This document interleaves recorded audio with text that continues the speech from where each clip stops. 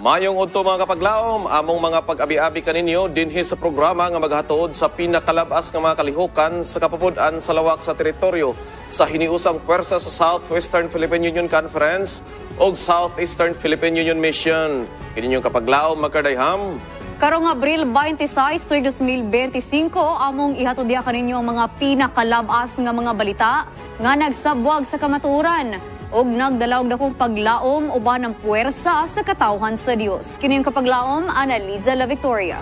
Kami magatutok sa matag kalihukan nga magdala nato sa pagdayig sa kaayo sa atong Ginoo ug maghatod nato sa pagila sa iyang gahom sa atong kinabuhi. Ug uban kita sa pagsaksi sa atong kalampusan niini nga semana dinhi sa Mispa Live News and Commentary. Alang sa mga balita nga nagdala og buhing paglaom. Southeastern Philippine Union Mission nagpahigayon og pinasahing tennis friendship game. Comprehensive Bible Study Training gipasiugda sa mga kababayenan sa Central Mindanao isip pagpangandam sa malabot nga wali sa Mayo. Og Adventist Salug Elementary School nagpahigayon sa unang moving up ceremony. Kini ubang pa mga balita atong atangan dinhi lang sa Mispa Live News and Commentary. Live gikan sa buhatan sa Hope Channel South Philippines. Kini ang Mispa Live News and Commentary. Alang sa unang balita nga nagdala og paglaom o paghimaya sa Dios. Dili lang usa ka pinasahi og makalingaw nga panagtigi ang gipahigayon sa Southeastern Philippine Union Mission kon SIPOM pinaagi sa tennis friendship game apan usa ka kalihukan nga nagpalig-on sa panghigalaay og espiritu sa panagiusa tali sa mga sakop sa iglesia. Atong sayro ng mga highlights niini nga kalihukan kauban si kapaglaom Laika Atienza. In a vibrant celebration of faith, fellowship, and healthy living, ang Southeastern Philippine Union Mission nagpatigayon sang tennis friendship game kining Abril 17 tubtub 18 sa Southern Mindanao Mission Headquarters Tennis Court diri sa General Santos City. Kini nga aktibidad nagtigom sa mga representante halin sa nagkalain-lain nga mga misyon, mga eskwelahan kag ospital nga sakop sang Southeastern Philippine Union Mission. Kini nga tennis friendship game nagsilbing dalan nga hindi lang para magpalambo ang pisikal nga ikaayong lawas kundi oportunidad man para magpabakod sa mga relasyon sa teritoryo sa Southeastern Philippine Union Mission. Pinaagi sa sini nga kalihukan ang Southeastern Philippine Union Mission nagapadayon sa pag-alagad kag pati man sa pagpabaskog sang maayong panglawas. Gikan diri sa General Santos City kini si Laika Atienza nag-report para sa Mispa Live News and Commentary. Dagang salamat kapaglaom Laika og dalaygon ng Dios sa mga kalihukan alang sa panaghiusa sa iyang mga kanakan. Anhita mga higala sa Bukidnon. Gipasiugda sa mga kababayenan sa Central Mindanao ang Comprehensive Bible Study Training isip kabahin sa ilang espirituhanong pagpangandam alang sa umalabot nga wali karong bulan sa Mayo. Ano si kapaglaom Nadine Arbiliar alang sa balita. Aduna kita gipahigayon nga Comprehensive Bible Study Training diri sa Mailag Seventh-day Adventist Church nga gidumalahan kini sa Women's and Family Life Ministries Department sa Central Mindanao Mission. Ang kahalang doon niini nga gipaluyuhan sa mga kababayenan. Ang atong mga kababayenan nagikan kini sa Cluster 1 paingon sa Cluster 7 sayo pa sila nag-travel paingon diri alang sa pag-attend ani nga Comprehensive Bible Study Training. Kani siya nga programa pahigayon alang nga ma-train ang atong mga kababayenan alang sa buluhaton karong umalabot nga Mayo 4 hangtod sa 10. Sanglit kini alang sa paghatag og kadugtungan sa tumong ug tinguha. Ang kinatibuk-an nga mission sa atong iglesia is to make disciples.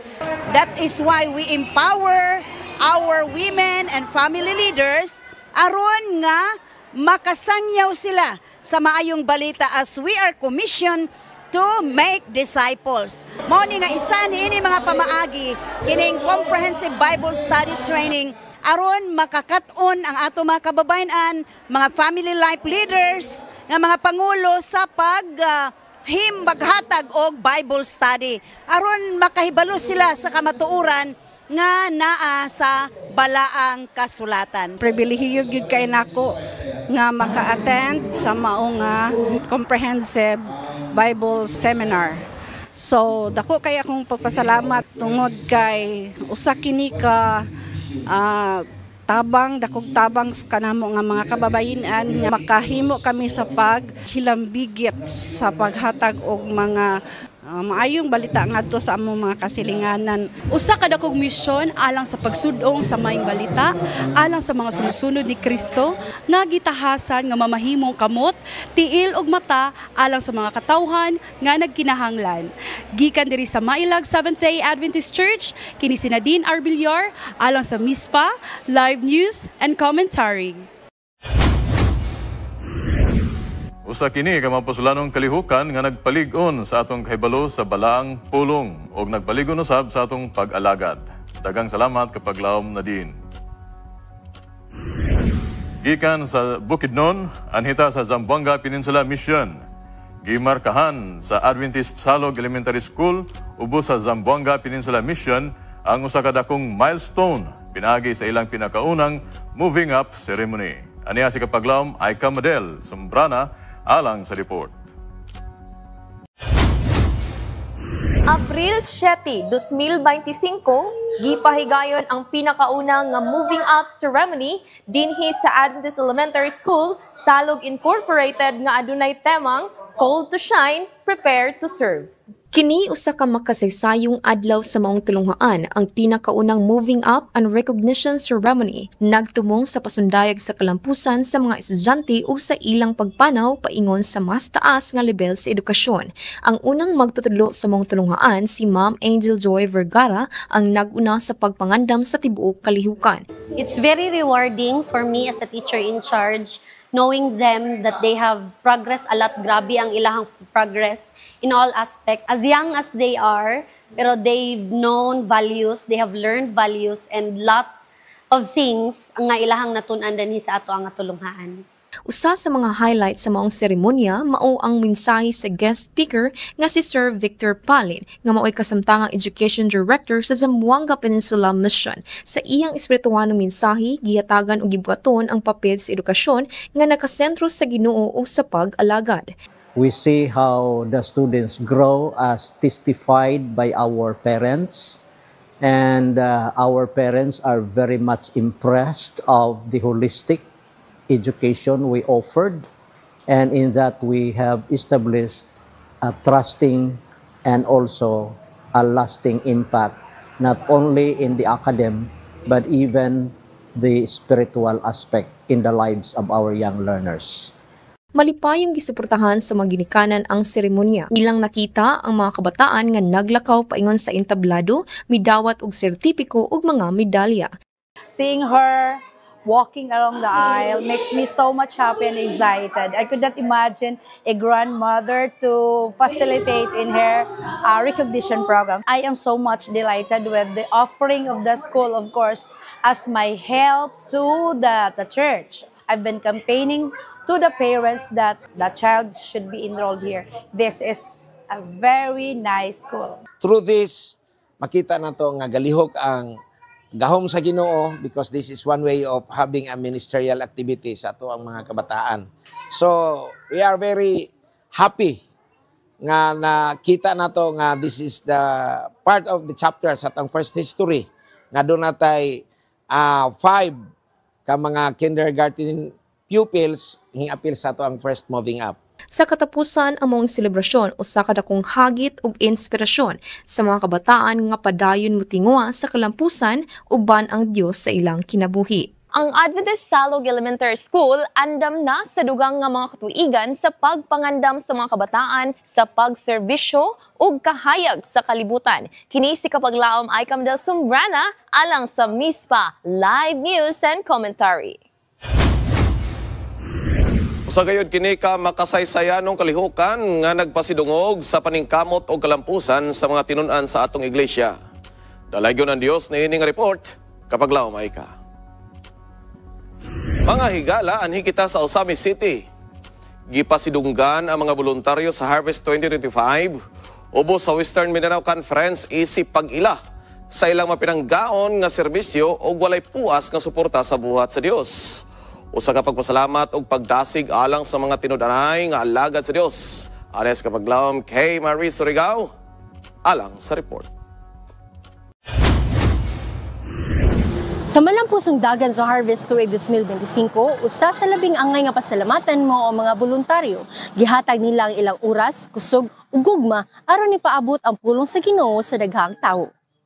Adunay 1,432 ka voluntaryo nga magwawali nga mga tigulang sa iglesia. Matag gabi, ilang giampo og gisaulog ang kamatuoran pinaagi sa pagmensahe ug pagbisita sa mga panimalay. Gipasidunggan usab ang mga tabang sa layo sa programa sama sa mga nagluto, mga driver ug mga nagtabang sa pagdawat sa mga bisita. Bisan dili sila makita sa atubangan sa kadaghanan, dako ang ilang tabang sa kalampusan sa mao nga programa. Maayong adlaw sa tanan mga kapaglaom, mga kaigsunan, aniya kita karon dinhi sa teritoryo sa Western Mindanao Conference. Nagalibot kita sa mga area nga din gihimo ang Harvest 2025 nga simultaneous nga wali. Ug ngani sa among paglibot together with Sir Elmer Manangkil dapit sa Pagadian, Gipos, sa Dinas or even hangtod diri sa Dipolog ug sa Kalamba, amo nakita ug nalipay kami nga nagtan-aw sa mga kaigsunan nga na-involved aning gihimo nga Harvest 2025 ug ngani among gihatag ang appreciation, ang pagdaig, pasalamat sa mga volunteers, no? Gikan sa mga miyembro sa iglesia, ang tigluto, ang katong tanan nga na-involved sa buluhaton, even ang mga speakers and even ang mga elders nga din hiniusa silang nagahimo sa wali ug naganito'y among na-experiencehan nga dunay dili SDA nga pamilya nga dito nagtulugan sa iglesia mo itigluto kunya mo itigkumpra sa mga pagkaon alang sa matagabi nga programa. So dalaygon ng Dios mga igsoon nga na-involve ang tanan alang ni ining Harvest 2025 and today we are expecting a great harvest of souls alang sa gingharian sa Dios. Daghang salamat and happy Sabbath sa tanan. Tungod sa panagiusa o pagtinibangay sa mga voluntaryo, ang buhat sa Harvest tuig 2025 nahimong malampuson. Gikan din sa Switch Ramon magsaysay sa mga Del Sur, kini si Kay Marie Surigao alang sa Mizba Live News and Commentary. Usa kini kanindot nga programa sa Iglesia Adventista ang pag-ila ug pagpasalamat sa atong mga kaigsuonan nga kanunay naning kamot alang sa pagduso sa buhat sa kaluwasan. Daghang salamat kapaglaom kay Marie Surigao nining report. Sa laing bahin, gisugdan na ang pagtukod sa ikatulong andana sa South Resident Hall sa South Philippine Adventist College. Usa ka lakang nga maghatag og dugang kahupayan ug kasulbaran sa kapuy-an alang sa mga estudyante. Atong tan-awon ang mga detalye sa maayong proyekto pinaagi nining report.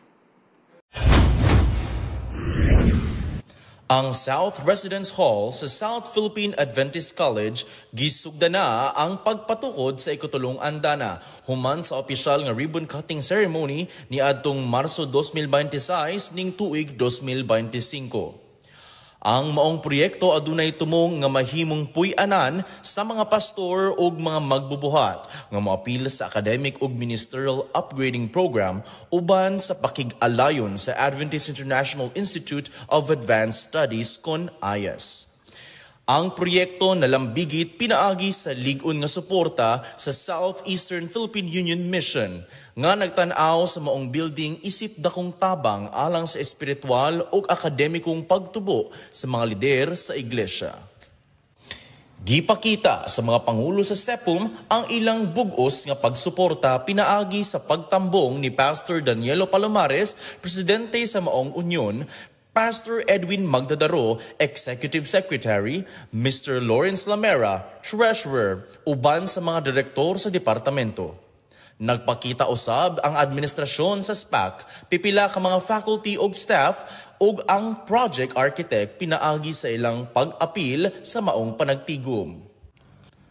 Samtang nagpadayon ang konstruksyon, padayon usab ang paningkamot sa South Philippine Adventist College sa katuyuan sa paghatag og kalidad nga edukasyon ug espiritual nga paggiya sa mga magbubuhat sa simbahan. Ang tibuok proyekto usa ka pahimangno sa padayon nga misyon sa eskwelahan sa pagtukod og lig-on nga pundasyon para sa liderato sa simbahan sa umalabot.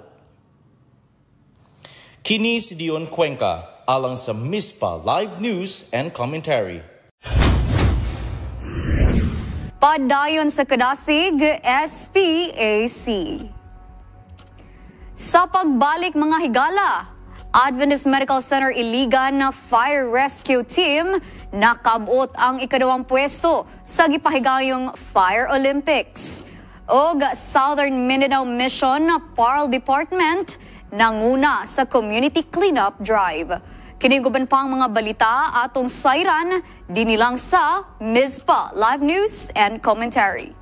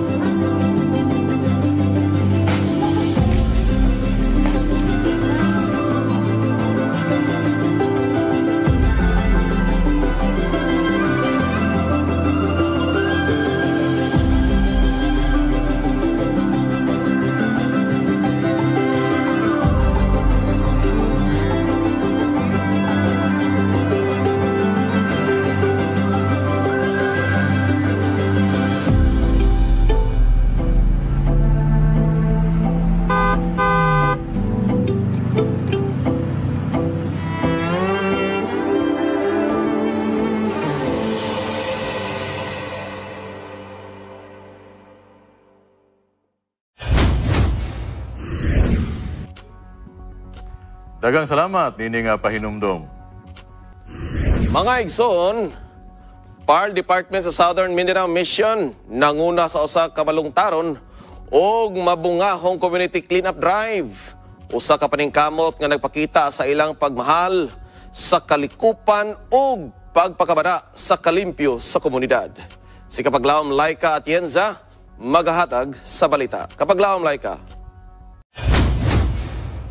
Ang Public Affairs and Religious Liberty Department kang Southern Mindanao Mission nagpatigayon sang isa ka community development cleanup drive sa Banwa sang Libak kag Kalamansig, Sultan Kudarat. Ang ining trabaho namo nga gibuligan nila, naglimpyo mi og kanal, nagsilhig mi sa barangay gym, unya nang hagbas mi didto sa boundary sang Basak o Cristiano Ibo para nga ang mga commuters safety ang ilang pag-agi kay tungod limpyo na ang mansig kilid sa karsada nga perting Libuna. Pinaagi sa ilahang initiative sa panguna ni Pastor Liner na tigayon ang kining clean up drive para sa Barangay Basak. Ako personal nga nagpasalamat gyud sa Libak 1 District nga napili ang Barangay Basak nga gihimo nga area para sa sining okasyon. One of the mandated functions po of the Philippine Coast Guard is the marine environmental protection, and we do mangrove planting, coastal cleanup, tree planting and cleanup drives. Thank you po. Thank you sa Seventh-day Adventist for inviting us. Kita nato karon ang panaghiusa sa tanan nga mga kaigsunan. Apil ang Philippine Coast Guard nga nakigduyog kanato sa clean up drive o hinaot nga dili lang karon apan atong batasanon ang pagmintinar sa kalimpyo sa atong komunidad. From the Kalamansig District, we are celebrating today this mission-wide clean up drive for community development, and we firmly believe that taking care of our environment is a way of honoring God's creation, and we have the duty to preserve nature. Dalayawon ang Ginoo sa kini nga inisyatibo nga nagpakita sang matuod nga ehemplo sang paghiusa. Gikan diri sa teritoryo sang Southern Mindanao, kini si Laika Atienza nag-report para sa MISPA Live News and Commentary. Daghang salamat sa makapadasig nga report Kapaglaom Laika. Mga higala, Ikaw ba nabugatan na sa kadaghang responsibilidad o mga trabaho? O tungod niini, usahay ikaw malimot na sa imong personal na relasyon sa Ginoo. Si Kapaglawom Tawing, adunay mga pahimangno o mga sugyot kung unsaon nga atong mapalig-on ang atong espirituhanong pagkinabuhi, taliwala sa atong mga kabisi sa pagpangabudlay. Dinilang sa unsa daw.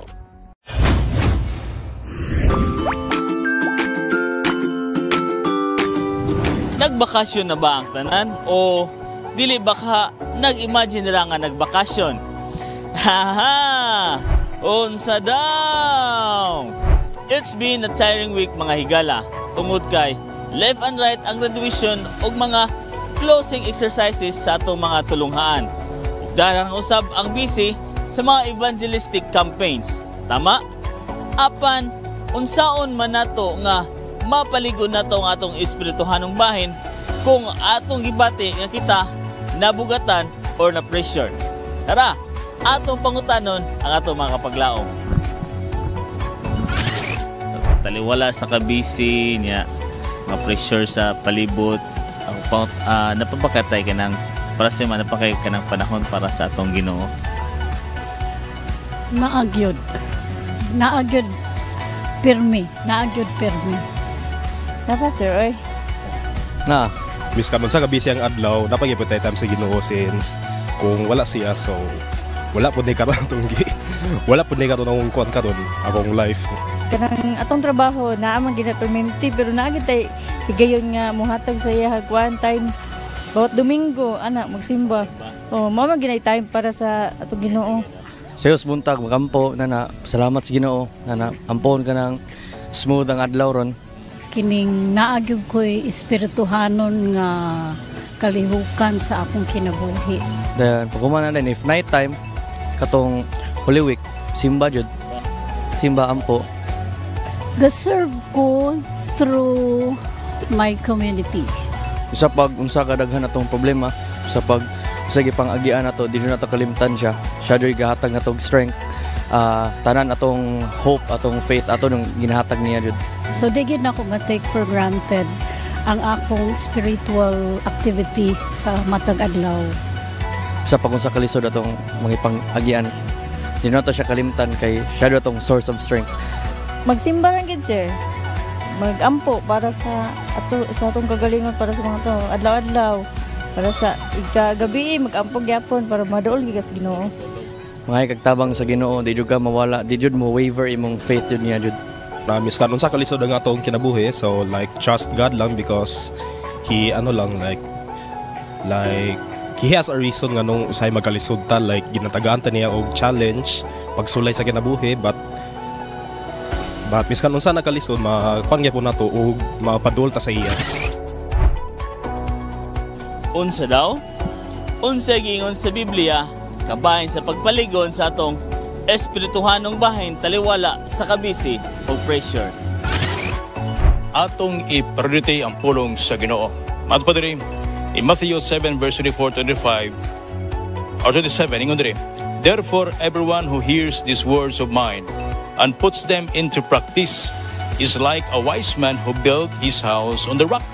Nga aron nga malig-on ang atong espirituhanong nga pundasyon, kinahanglan kini siya ma-build diha sa maong bato, the rock, nga mao kini ang pulong niya. Ano man, kaya ang kanunay nga pagbasa, ang kanunay nga meditation o ang pag-aplikar sa mga nasulat niini, makahatag kinig kalig-on sa espirituhanong pagkinabuhi.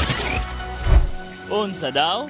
Mga higala, atong hinumduman nga sa kanunay ang Ginoo, magauban ka nato bisan pa man sa taliwala sa tanan natong gikabisihan. Kini si Tawing Galigo ng utana, unsa daw? Dagang salamat Kapaglaom Tawing. Mga igsoon, ang kabatan-unan sa Zone 8 ubos sa Western Mindanao Conference mipadayag sa tinuod nga espiritu sa pag-alagad ug panaghiusa atol sa ilang kalihukan sa Calamba Distrito 1. Aniya sa Kapaglaom, Rina Joy Salapang alang sa report. sa pagselebrar sa Global Youth Day 2025, ang Zone 8 Youth Ministry naghiusa aron maghimo og mga kalihukan nga magpakita sa ilang gugma ug pag-alagad sa isig katawo. Gipakita sa mga kabatanunan ang tinuod gayud nga espiritu sa pag-alagad ug kabubuton sa Dios, pinaagi sa ilang mga aktibidad sa community outreach ug espirituhanong mga kalihukan.